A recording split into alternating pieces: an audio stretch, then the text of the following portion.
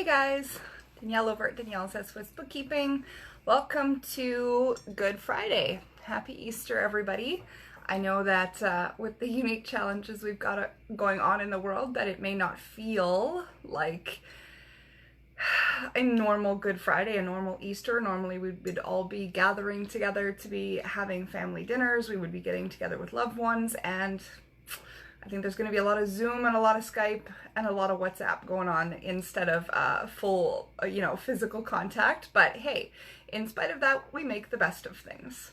So that being said, today we're going to be doing our regular scheduled talk for the second Friday of this month.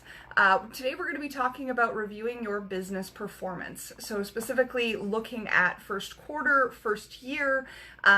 This is a really great exercise to perform when we've got a time like this where normal business operations are a little bit more stagnant, because it gives us the chance to be able to examine and explore what we're doing in our business, what we're doing on our business, and maybe even just ultimately why we're in business, to make sure that if there's ways that we can come out of this once everything settles back out to normal, that we're doing so as effectively and efficiently as possible.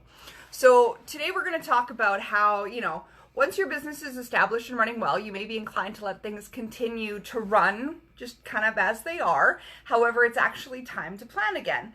After the crucial early stages, you should regularly review your progress, identify how you can make the most of the market position you've established, and decide where to take your business next. You will need to revisit and update your business plan with your new strategies in mind, and make sure you introduce the developments that you've noted. This guide takes you through this essential process. Basically, we're going to go through and detail the stages you should go through to assess how well your business is performing. Highlight your strengths and areas that could be improved, and suggest the actions you need to take to implement the improvements that you've identified. So, why is it vital to review the progress of your business? Basically, it's easy to focus only on the day-to-day running of your business, especially in the early stages. But once you're up and running, it can pay dividends to think about longer-term and more strategic planning. This is especially true as you take on more staff, create departments within the business, appoint managers or directors, and become distant from the everyday running of your business. So reviewing your progress will be particularly useful, if you feel that, number one, you're uncertain about how well the business is performing. Number two, unsure if you're getting the most out of the business or making the most of market opportunities. Number three, your business plan may be out of date, so you need to, maybe you haven't updated it since you started business. Number four, your business is moving in a direction different than the one that you'd initially planned. And number five, the business may be becoming unwieldy or unresponsive to market demands. It is also useful if you've decided that your company is ready to move on to another level. So, setting the direction. This is going to be the most important part. So when we are setting the direction that we want to take our business, a clear business strategy will help to answer any questions and show practical ways forward. Questions you may want to include, what's my direction? To answer this, you need to look at where you are now, where you want to go in the next 3 to 5 years, and how you intend to get there. What are my markets now and in the future? Which markets should I compete in? How will they change? And what does the business need in order to be involved in these sectors? How do I gain market advantage? How can the business perform better than the competition in my chosen market? What resources do I require to succeed? So what skills, assets, finance, relationship, technical competencies, and facilities do I need in order to compete? And how has this changed since I started? What business environment am I competing in? What external factors may affect the business's ability to compete? Am I measuring success? Remembering that measuring a performance may change as your business matures. It's doubtful whether you will be able to answer the questions on your own, so involving, professional advisors, board of directors, talking with your financial advisor and your accountant. Those are additional resources, as well as your senior staff and managers, to help make your review go more effectively. So what we want to talk about first is, assess your core activities. So a good starting point for any review is to evaluate what you actually do. So what are your core activities, the products that you make, the services that you provide? Ask yourself what makes those successful, and then how they could be improved upon, and whether you should launch something new, or if there's other complementary services or products that you can offer alongside your main product. Key questions about your products and services. It's useful to address these questions. So, how effectively are you matching your goods and services to your consumers' needs? If you're not quite sure about what those needs are, you can carry out further market or customer analysis, send out surveys and things like this. Which of the products and services are succeeding? Maybe which ones aren't performing as planned, and decide which products and services offer both a high percentage of sales and a high profit margin. What's really behind the problem of a product or service? Consider areas such as pricing, marketing, sales, and after-sales services, design, packaging, and systems during your review. Look for quick wins that give you the breathing space to make more fundamental improvements.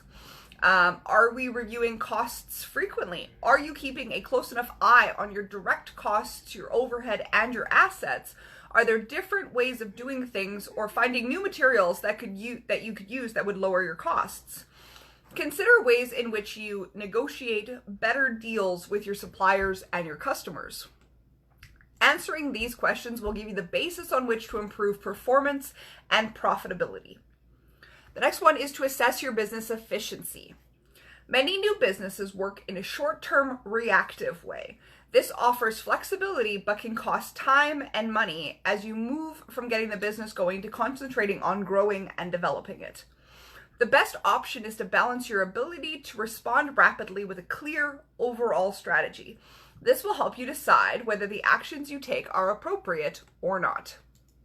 At this stage, you should ask yourself if there are any internal factors holding the business back, and if so, what can you do about them?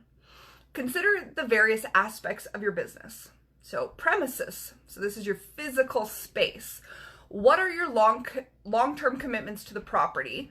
What are the advantages and disadvantages of your current location? Do you have room to grow or the flexibility to cut back if necessary? If you move premises, what would be the cost? Will there be long-term cost savings and improvements in efficiency? Second one would be the actual facilities. So if you manufacture products, how modern is your equipment? What is the capacity of the current facility compared to existing and forecasted demand? How will you fund any improvements, and how do you compare with your competition? Information technology. What management, information, and other IT systems do you have currently in place? Will these systems cater for any proposed expansions? Will they really make a difference in the quality of service or product your business provides? And if they don't, can you change them to make sure that they do? Do you make the best use of technology such as wireless networking and mobile phones to allow for more flexible working? Do you have off-site operations? Do you have people working remotely? Things like that. People and skills. Do you have the right people in place to help you achieve your objectives? Do they know what is expected of them? Do you operate a training and development plan? Do you pay as well as your competition? And do you suffer from from high staff turnover, or are your staff satisfied and motivated? The next one is going to be professional skills. Do you have the right management team in place to ensure growth? Do you have the skills available that you need in areas such as human resources, sales, and IT? And do your staff need new or improved skills or to be retrained?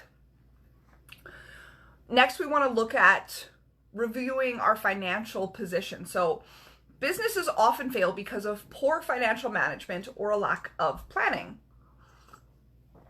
Often the business plan that was used to help raise finances is put on a shelf to gather dust.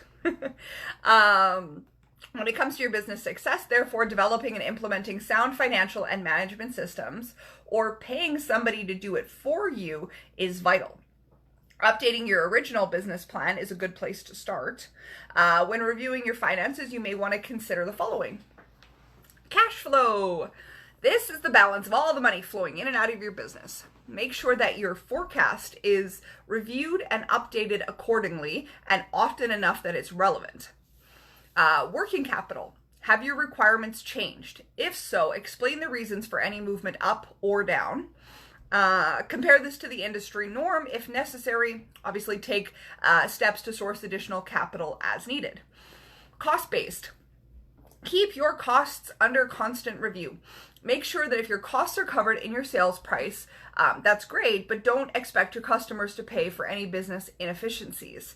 So you're basically charging your clients based on a perfect product. And if you screw up as an organization, that's not on them, that's on you. Borrowing. What is the position of any lines of credits or loans? Are there more appropriate or cheaper forms of finance you could use? And then last would be growth. Do you have plans in place to adapt your financing to accommodate your business changing needs and growth? Next is conduct a competitor analysis. This is one that I feel is overlooked quite a bit, but this is so key. Like, in order to compete efficiently in your market, you need to know what your competitors are doing absolutely all the time. It is, the old saying goes, keep your friends close and your enemies closer. That couldn't be truer in business. You need to know what your competitors are doing so that you can make sure that you are actively and accurately competing at the same level or higher than your competitors so that you stay relevant. So now that you've had your business running for a while, you will probably have a clearer idea of your competitors. Gathering more information may cost time, money, and effort, but there are many benefits to knowing more about what your competition is doing. So what you need to know. The types of competitor information that will be very useful to you depends on the type of business you are in and the market you're operating in. Questions to ask your competitors include, or when you're analyzing their businesses, are who they are, what they offer, how they price their products, what the profile and numbers of their customers are compared to yours, what's their competitive advantages and what are their competitive advantages and disadvantages compared to yours, what are their reactions to your entry into the market and any product or change that you might be bringing with you. You will probably find that it is useful to do a SWOT analysis. So SWOT stands for strengths, weaknesses, opportunities, and threats. This will show you how you are doing in relation to the market in general and specifically your closest competitors. So how to find out more. There are 3 ways to find more out about your competitors. So what they say about themselves. Sales literature, advertising, press releases, shared suppliers, exhibitions, websites, competitor visits, company accounts. So what do they say about themselves? And then on the flip side, what do other people say about them? So what are people talking about as far as their salespeople, their customers, their local directories? You want to look at, different customers, local directories, the internet, newspapers, analysis reports, market research companies, things like that. Obviously, depending on the increased size or the decreased size, depending on what level your competitors are at. And that's different whether you're in retail, whether you're in manufacturing, or whether you're in services and delivery. The last one would be commissioned market research. So this is something that I think gets overlooked. If you are in manufacturing or sales, I would say this would be very important to you. And that is, if you need more detailed information, you may want to commission specific market research specifically through a company that does that. So instead of relying on previously collected data, hire a professional that can give you current and relevant market research is going to help you make the most informed decisions that you can make right now. So along that vein, the next thing we want to talk about is how to, that you might want to conduct a customer and market analysis report. So when you started your business, you probably devised a marketing plan as part of your overall business plan. This would have defined the market in which you intended to sell and targeted the nature and geographical distribution of your customers. from that strategy, you would have been able to produce a marketing plan to help you meet your objectives. When you're reviewing your business's performance, you'll need to assess your customer base and market positions as a key part of the process. You should update your marketing plan at least as often as your business plan. Okay. I personally revise and revisit my marketing plan on a weekly basis. My business plan and internal and external business strategies get done about every quarter to every 6 months, depending on the time of year and what our current objectives are, as opposed to, what they've been in the past. So you always want to be revisiting your markets. A business review offers you the opportunity to stand back from the activity outlined in your plan and look again at factors such as recent changes in the market. That's fairly relevant today, considering what the economic and total standpoint is of overall markets due to the COVID-19. New and emerging services. So are you at the forefront of new technology and new things that you can do to innovate your current market as compared to your competitors? Changes in your customers' needs. So innovation is it's the key. You have to be able to innovate and develop and create new strategies, whether to bridge a short-term or long-term change in circumstances that affect your client base. External factors such as the economy, imports, new technology, right? That makes sense. And then changes in competitive activity. So are there any reasons why your competitors are either increasing, vamping up, and pushing harder than they were in the past? Or are you watching and observing a decrease in your competition as far as how much they are offering and what services they're providing and what capacity they are running their business at? So asking your customers for feedback on your business performance will help to identify where improvements can be made to your products and services, your staffing levels, or your business procedures. At the same time, it is important to remember that while reviews of this kind can be very effective, they can give your business the flexibility it needs to beat off stiff competition at short notice. So it's important to think through the implications of any changes. In the new phase of your business, you'll need to plan your finances and researching carefully at all times. So if you have not been doing these kinds of strategies as your business has been growing and developing, it's going to be very specifically important that you do start to do these things, because this is going to give you the edge to either stay in business, or it will be a contributing factor to why your business does not survive given the economic downturn. So use your review to redefine your business goals. To remain successful, it's vital that you regularly set aside time to ask the following key strategic questions. Where is my business now? Where is it going? And how is it going to get there?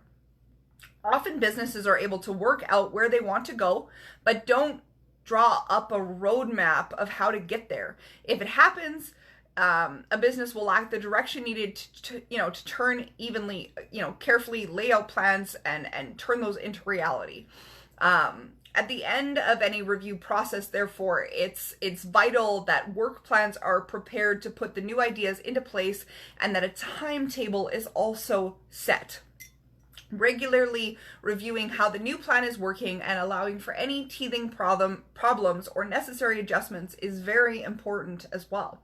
Today's business environment is exceptionally dynamic, and it is likely that you will need regular reviews, updates, and revisions to your business plan in order to maintain business success.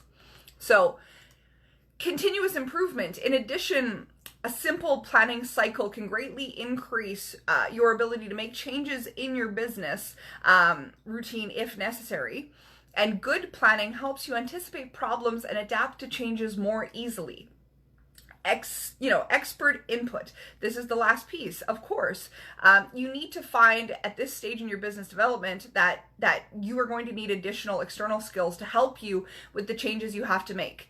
In this case, you may want to consider employing skilled consultants in areas where you cannot afford to develop in-house skills. Appointing an experienced non-executive director who can provide a regular impartial assessment of what you're doing. And last, use a management consultant to help you identify how you can strengthen or change your management structure to grow and foster the success of your business.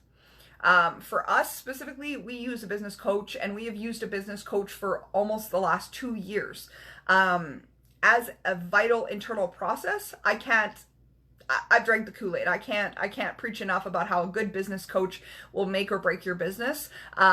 In my case, my business coach is Mitch Camage Coaching. For any of you guys looking for somebody, now this is Edmonton local. He does do, obviously larger scale, can do all across the world, thanks to virtual services. But if you have not checked him out already, I'm going to put his link in the description. Mitch has been an advisor for us in not only financial, HR, strategic planning, growth, development, hiring, everything that has made it a very large success in the last couple of years. He's just unbelievably complimentary to what we already do. So I like I said, drank the Kool-Aid, fully drank the Kool-Aid, can't tote the work of a business coach enough. So something you may want to consider in the future. All right, so let's talk about some models for your strategic analysis. So there are a number of useful business analysis models that can help you think more strategically about your business. We're going to talk first about the SWOT analysis. So we talked about it a little bit before, but that's essentially breaking down SWOT, stands for strengths, weaknesses, opportunities, and threats. It's one of the most popular methods. It involves looking at the strengths and weaknesses of your business capabilities and any opportunities and threats to your business. Once you've identified all of these, you can assess how to capitalize on your strengths, minimize the effects of your weaknesses, and make the most of any opportunities while reducing the impacts of any threats on your business. So there are always going to be opportunities and threats in any external environment. So it's important to remember that opportunities can also be threats.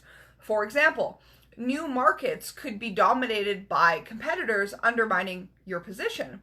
Equally, though, threats can also be opportunities. For example, a competitor growing quickly and opening a new market for your product or services could mean that your market can also expand as well. So riding the curtails of somebody else coming in and innovating first, you jump on the bandwagon. Well, they've already done all the hard work as the initial person pushing this new product or service, and you've now got a warm market that's already up on the idea, positive on the idea, and you're just going through and developing, rebranding, and pushing your own version of it into a marketplace that's already ready.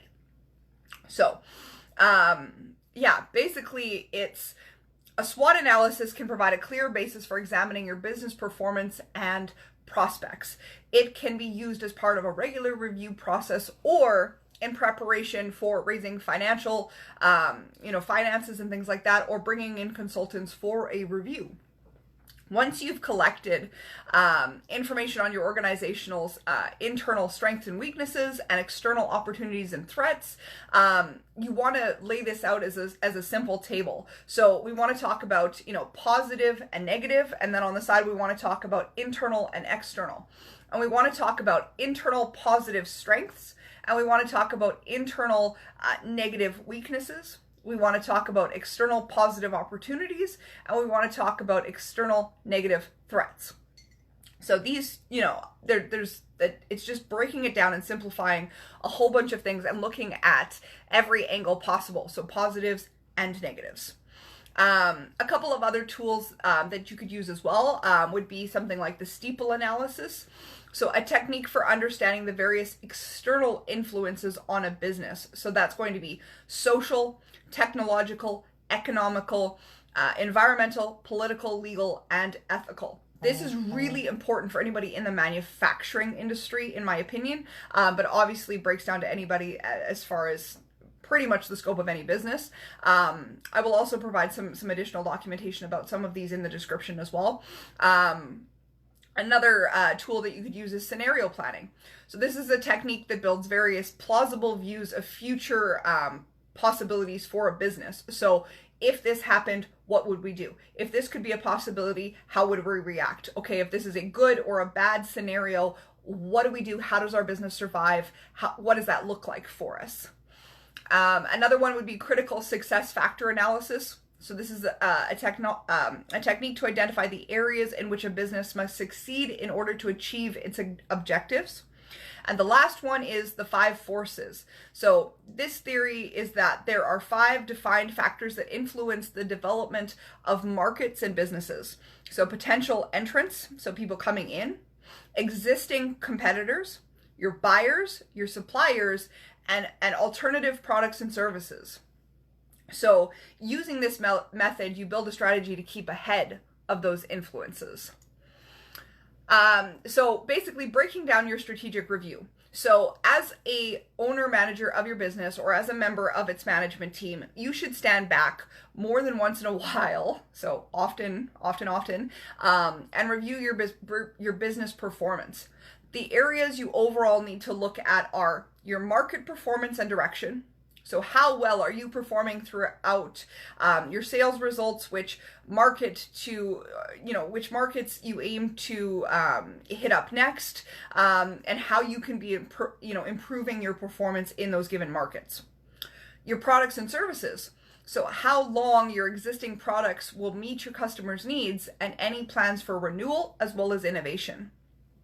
Operational management. So that's going to be your premises, your methods, technologies used, your processes, IT and quality control, and then are any of these internal issues holding your business back?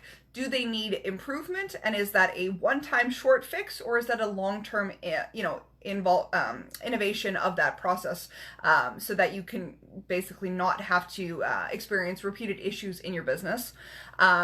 We want to talk about financial matters. So how is your business financed? Levels of retained profit, the sales income generated, and your everyday cash flow.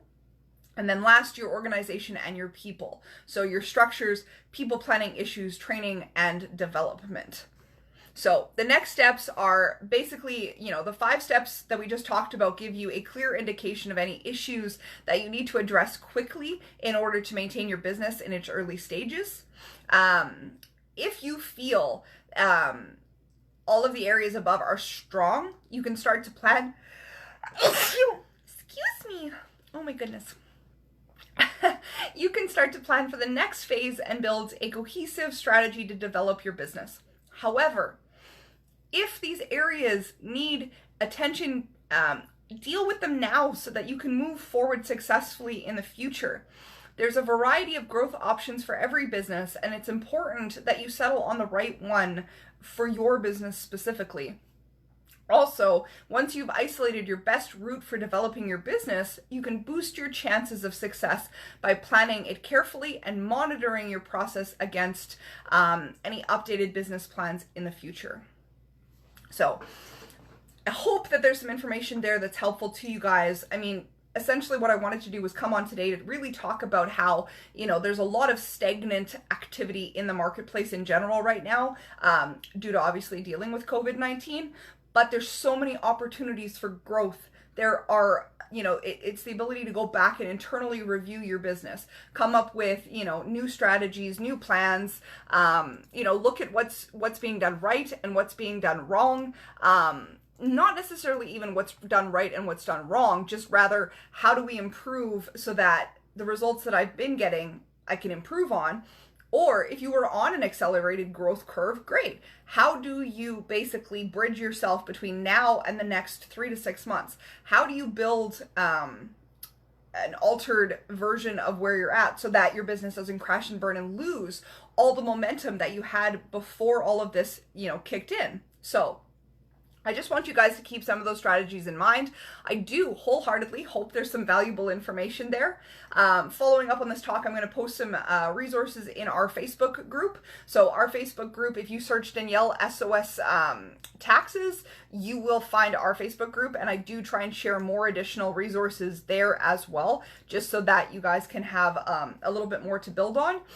You can also search Tax Tips Edmonton, so Danielle's SOS Tax Tips Edmonton. That will find you right at our group. We're a an interesting group of people. We got about 560 people in the group, and my goal and intent behind that is to basically offer more development strategies, more resources for you guys and your businesses. Yes, we do try to post those on our website, and we do try to post those on our general Facebook page, but more often than not, I find people to be a little bit more open and a little bit more interested in talking a little bit more publicly about their businesses, good, bad, and ugly, inside a closed group format. So if you guys are looking for that, that's enough of my selfish plugs. I'm Danielle at Danielle's Swiss Bookkeeping. Thank you guys so much for spending some time with me on Good Friday. I hope you guys have a wonderful Easter, and if you guys need us, our office is closed until Monday, but we will reopen on Monday at 9 a.m. and we are happy to continue to serve your guys' business. I hope you guys are staying safe and sane, and we'll talk to you guys soon.